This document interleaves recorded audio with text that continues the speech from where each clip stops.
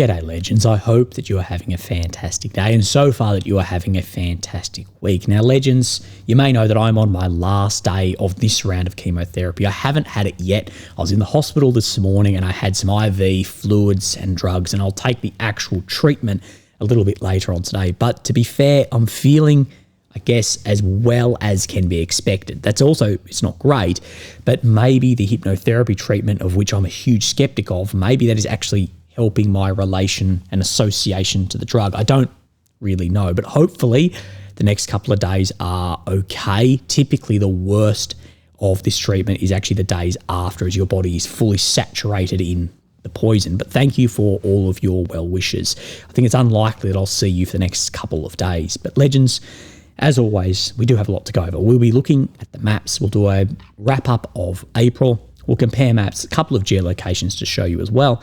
But the main news of the day and the main reason I'm making a video today is to talk about the US-Ukraine minerals deal that has been signed. And we want to give our 2 cents on it because there is good, there's bad, there's ugly, but there's also vague. And we need to maybe have a look beyond what is being said and maybe at some of the fine print, or at least speculate on some of that and point out where there's some really good and some concerning also, and some incentivization and some disincentivization too. So we've got a lot there to go over, but let's start on the maps. And thank you for being with me today. So every month at the beginning of every month, we have this. We have a running table that just shows the kilometre squares change inside of Ukraine. Now, I need to note on this is not net changes. This does not include outside territories other than within Ukraine's borders. So this does not take into account Belgorod or Kursk. That is very important. But what we see is then the month of April, 186.5 kilometre squares have been occupied further by Russia. So a small increase from the month prior and about the same size of increase from the same month of April than the year before also. So this gives us an idea of conditions and this gives us an idea of momentum. Now, one of the things I'll say is the last 2 months have had smaller movements than the months prior. But if you then were to take into account the changes in Kursk and the resources needed up there and into Sumy, it would be maybe similar or more. Now, what this isn't taking into account, and I believe once we see Warmap and AMK update, we'll see a similar more than double, is there is believed to be 60 to 90 kilometre squares occupied in Sumy. Deep State is only showing that as grey zone. So just wait out on that. But this does give us some idea. And we can use these numbers because the degree of inaccuracy using the same is probably the same across different data points as well. Now, let's have a look on the map. So, of course, here's Ukraine, the center of your screen, the capital of Kyiv. Red areas occupied since 22, purple since 2014. The red check that you see on this map, this is area that Russia is occupying over the last 24 hours. So where we're going to come is the Terny front line and Novy. And what you can see is this envelopment of Novy. Of course, Suryak here has been speaking about this for some time, as well as this northern advancement in the direction of Novo-Makhaylivka. Now, Suryak here said that this area has come under Russian control. Now, I believe most likely Novy has come under Russian control today as well. So let's look at Suryak maps. Again, he is showing advancement in the direction Novy, he has said, has come under occupation of the Russian forces, that this has been filled in, as well just to the south of here where my cursor is at this point. Now, given this and given the geolocations that I'm about to show you, I believe most likely Novy has come under complete control of the Russian forces, but our threshold, just give it a minute. But we see 2 flags going up on just the northern outskirts of Novy. Novy is a very small area. I believe we will see Novy and this Lipovy as well come under control in the next couple of days, if not already.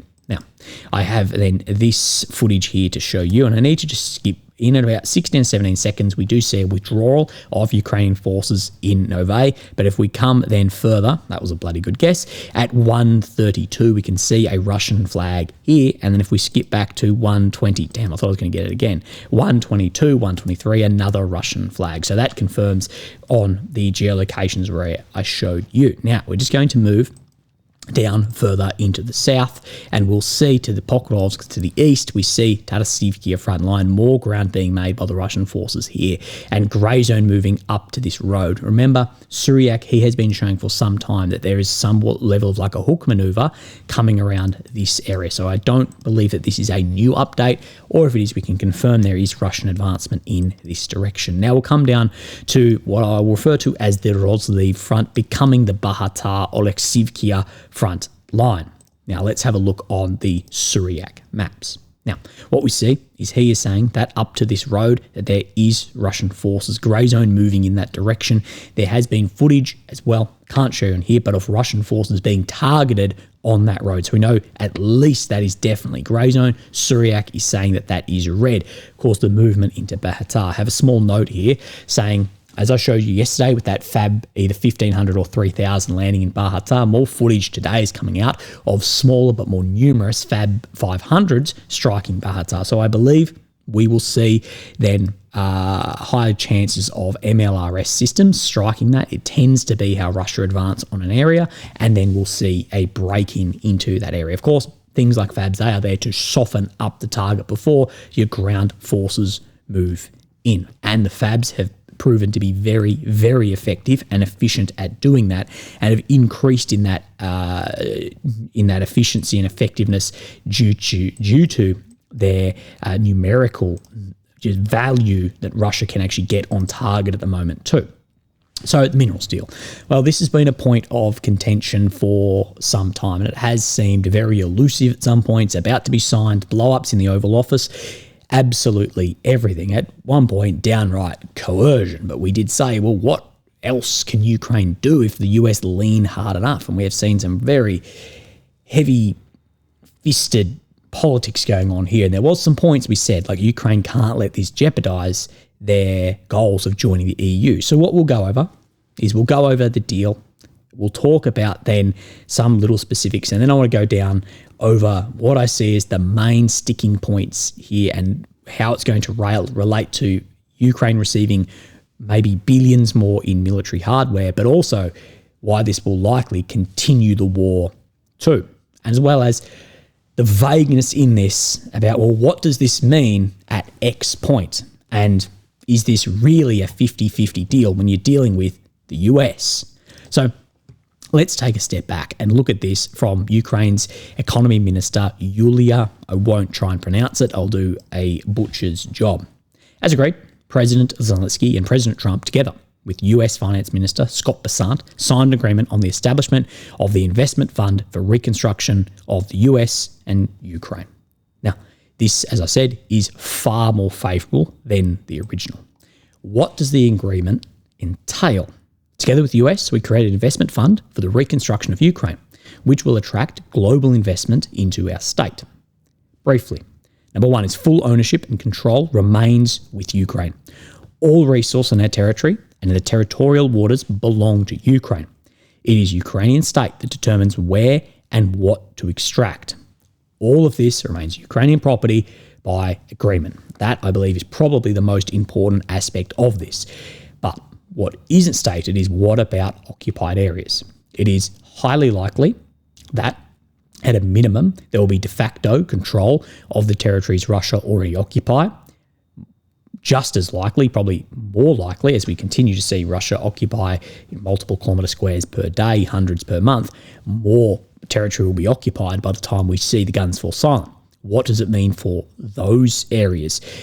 Could the US sign deals with Russia? What happens if pipelines in those areas coming from Russia across to somewhere, across occupied areas, will the US be willing to work with those Russian companies as well?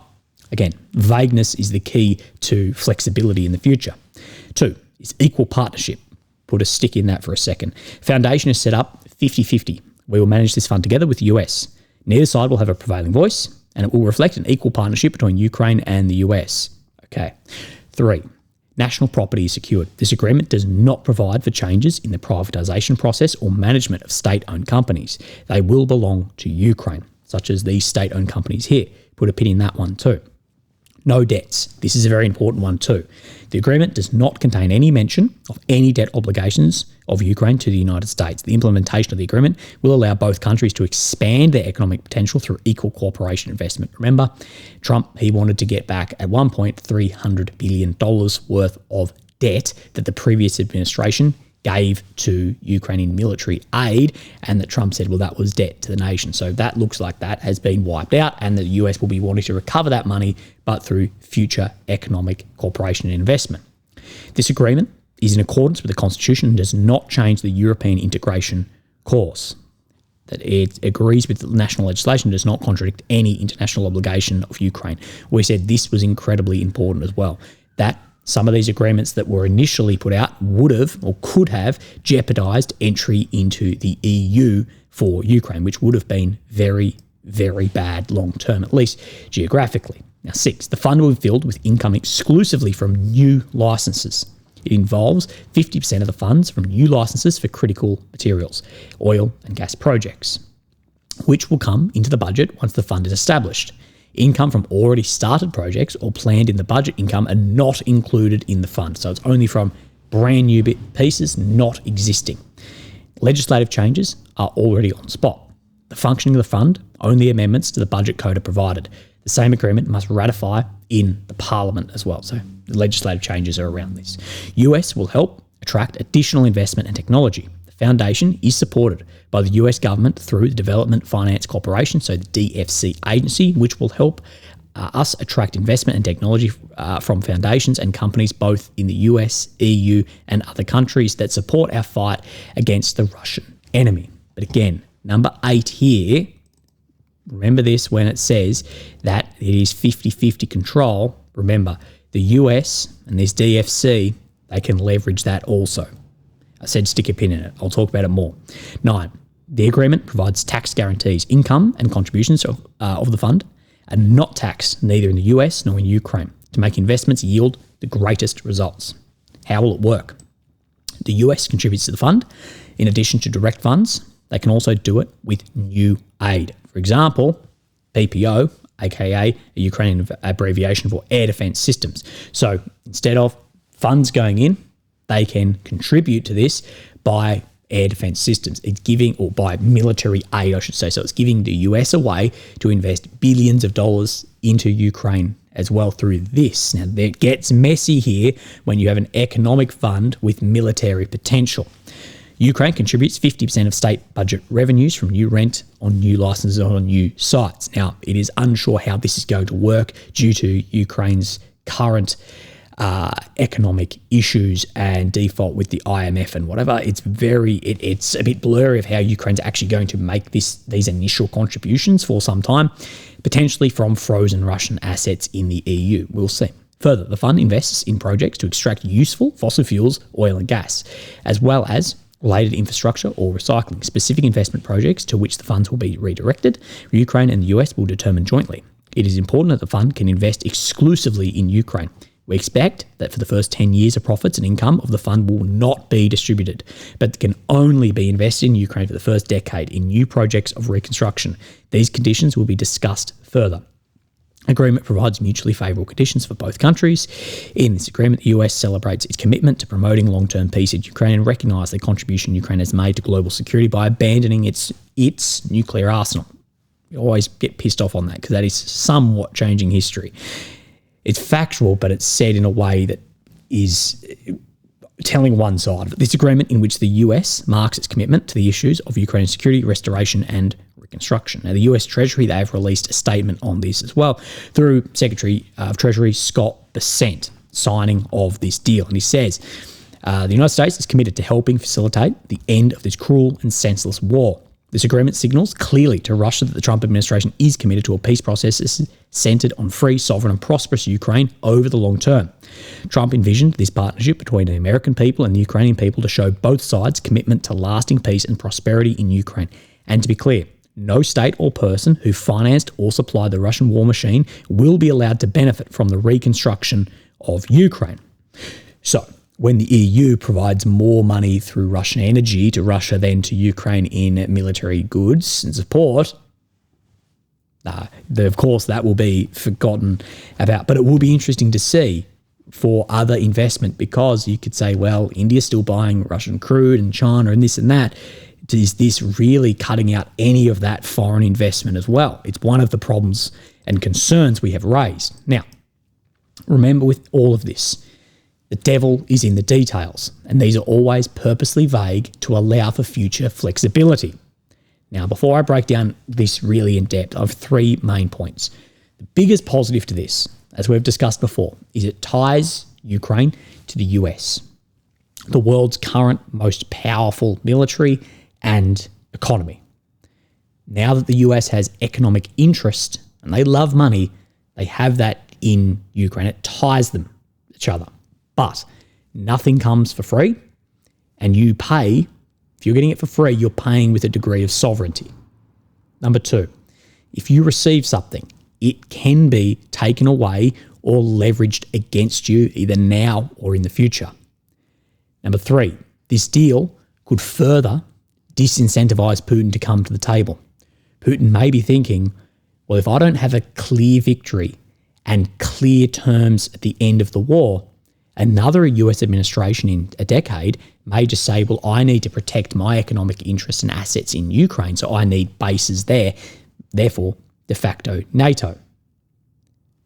But it can incentivize too. Number 4 here is the US now has further interest in Ukraine. So it will incentivize the US to have Ukraine walk away with as much territory as possible because, well, the US want what's in the ground there. So it can incentivize more military hardware and Ukraine to walk away with as much territory. The thing is, it does the exact, but in the opposite way for Russia. It incentivizes them to walk away with as much territory as possible. Now, my key concerns and potential issues, I guess that part was the TLDR. But the illusion of equal partnership, I said to stick a pin in it. They say 50-50 partnership with no one side having more control. It's not how power works, especially if you're dealing with a much, much more powerful and rich state. The US, they're bringing the money, the technology, and the private investment funds. The DFC too. Ukraine's bringing future mineral revenues. That's not equal as one side holds real leverage. And the US, they hold leverage in this. Realistically, the US still has leverage here. I don't care if it says 50-50. 2, strategic resource dependency. Ukraine, they are tying up 50% of all revenues from new resource licenses, critical minerals, into this fund. That is a huge chunk of Ukraine's economic independence being locked into a structure that they only co-manage at best at 50% of, at the management of. Now, it may look sovereign on paper, but practically it limits how Ukraine can economically and politically pivot down the line. Because if you're wanting to pivot in other areas, the US, you have 50% of your resource dependency, and they have at minimum 50% partnership there. You are handing over long-term leverage in exchange for short-term capital. Again, a lot of this comes to the annex of, I don't know what other choice Ukraine had. I believe this is a lot better than a lot of people expected. 3, national companies staying in Ukrainian hands. These are the ones mentioned. And of course, what this brings in though is privatization and competition influence. Now, this does not protect these public companies, these Ukrainian companies, from outside influence. If US money is used to fund key projects, the US can quietly influence what Ukraine does with its own companies as far as competition, influence, and privatization and efficiency as well. That they can then, of course, influence those through then competing interests too. Number 4 is this is vague at best. And the transparency, to me, this is a red flag. Who oversees the fund? Who's auditing the fund? How are disputes resolved between the US and Ukraine? If it is 50-50, well, who is resolving that dispute? There are billions of dollars in long-term resources being routed through a structure where there's no clear public oversight. And this is going to go across multiple administrations, both in Ukraine and in America. Who is protecting this for then the efficiency of it and also against corruption. And let's not pretend like corruption isn't a huge problem and hasn't been a huge problem as well. Who's actually looking over this? How transparent really is this with no third party to breaks and a gridlock too? Number 5, no clear limitations on military aid. And there's a lot of crossover and partnership happening here too. So already stated, the US could contribute through PPO systems or air defense systems as part of the reconstruction fund. This is where it gets grey though, because you're mixing military aid in what's supposed to be an economic and infrastructure deal. This raises serious questions. It blurs the line between rebuilding Ukraine's economy and rearming it for war. It's not one or the other here. That gives Russia a very easy narrative that this fund is about militarizing Ukraine, not rebuilding with US backing. That's exactly what Russia will say to this. It also makes it harder for Ukraine to present itself as a neutral or independent state when dealing with countries outside of the US and NATO sphere. Say, Global South wanting to do deals there, US is going to have 50% of rights over all of this, as well as you're not going to be able to present neutral, independent decisions there either. And that this can just incentivize Russia to continue in order to use military action for political objectives. Clausewitzian theory has been going on forever. Now, there is a chance that this may disincentivize Russia, and I believe this is a lot of what the US is hoping for, as that now Ukraine is tied to the US and will or may receive a lot more weapons, maybe more billions flowing in, that it will disincentivize Russia, incentivize them to make a deal because the US support is going to be continually flowing.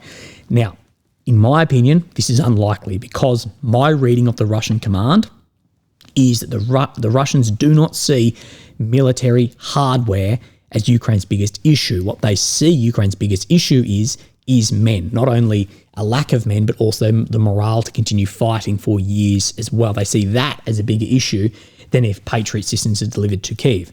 Defensive items do not win war. Offensive items do. Things like movements on the front line, infantry, armour, fabs, that will move the line. What defensive systems do is make things more costly and make it cheaper for you by protecting items. But war is never going to be one of having good air defense. You need good air offense as well. And I believe that's what Russia is seeing. They're going, well, okay, our missiles are going to be 80% less effective, but we'll continue to grind on the front line because we are seeing manpower as a thing, and we will win through taking away any potential just due to grinding men at the front. But what this has given is it gives the US a way to pump billions into Ukraine without it being military aid, which we know is very unpopular for Trump. Now, tax exemptions. Of course, tax-free, this attracts investors, but it also cuts the state out of potential future revenues also. There's sort of long-term, short-term thinking here.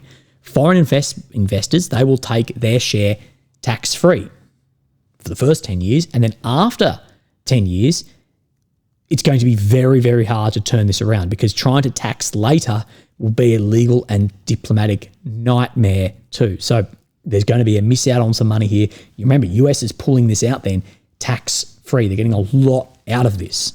And the contractors, everyone in this too. And after that 10 years, it's going to be pretty unpopular to then add it and whack on a whatever tax rate.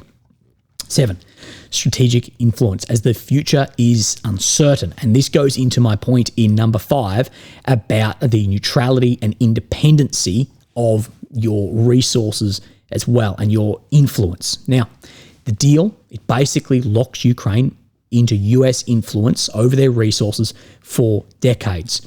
And knowing United States history, pulling out may be at best a struggle. Now, it looks like a partnership on paper, but in my opinion, I always go by the belief with great states, we're talking great states, and in this instance, US, the US has no permanent friends or enemies, they have strategic interest, okay?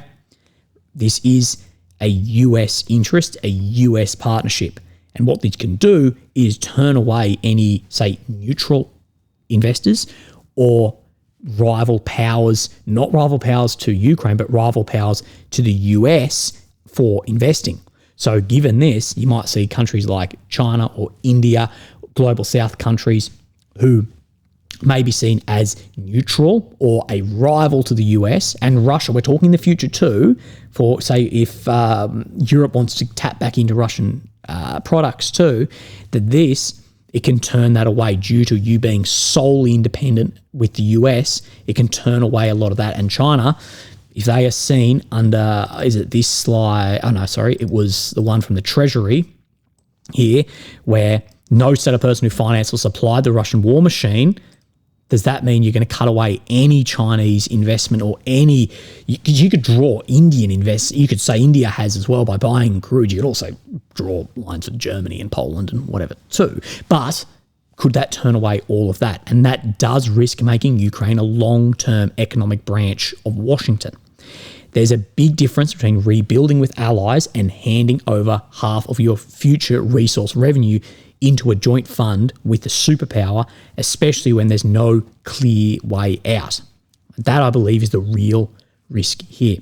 But understanding that, it's easy for me to sit here and say that. I don't see what other choice Ukraine or their diplomats had.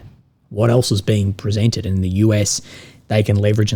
And in my opinion, and I'm glad it's gone this way, but if the US wanted a far better deal, absolutely they could have. And I believe Trump for himself could have got a far better deal than that. Now, I believe this is a way more fair deal than that, but if he used that leverage, well, you don't know. It could be far more. Like I said, if he just lent on that $300 billion and just pull out all satellite coverage and pull out Starlink and not supply anything, Ukraine would have been coerced into doing it. So, again, we will see. Trump, greatest deal maker on earth? Well, I don't know. We'll see how Russia will overall react to this.